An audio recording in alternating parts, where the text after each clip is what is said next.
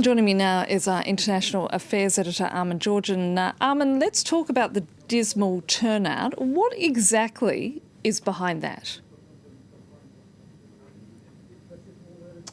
Well, politics is still in lockdown, as one newspaper headline has it here in France. So a lot of people are simply not thinking about politics. Their heads are either still in the pandemic or trying to get out of the pandemic in terms of mental space. So, for example, enjoying a beer without a curfew, things like that.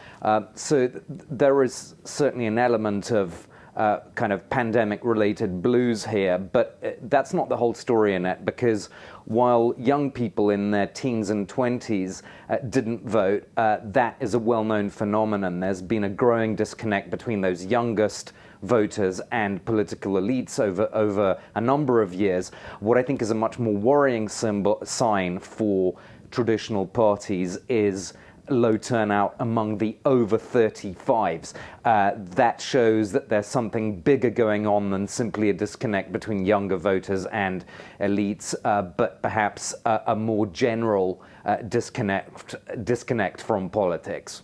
So who are the winners and losers in this round of voting, Armen?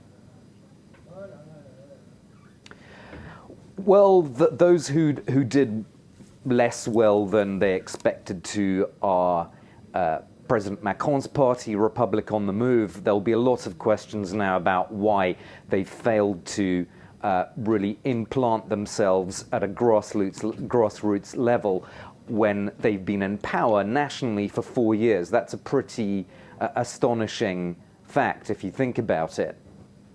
The far-right National Rally, of course, a very disappointing result for them.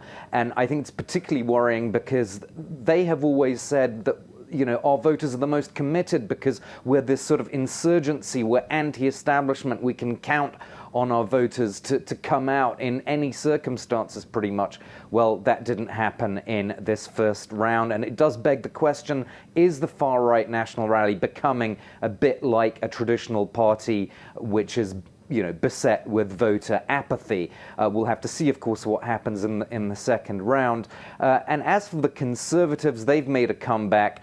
They were pretty much written off 4 years ago when it was said that Macron had fundamentally redrawn the French political landscape. Well, we've seen that that is not quite true if you look at the first round results from this regional election. So I think the Conservatives will be feeling very pleased with themselves at this stage, and this might actually, again, depending on what happens in the second round, it might encourage them in the presidential election next year to really put themselves forward as the alternative to Macron, rather than create tactical alliances to keep some other candidate out.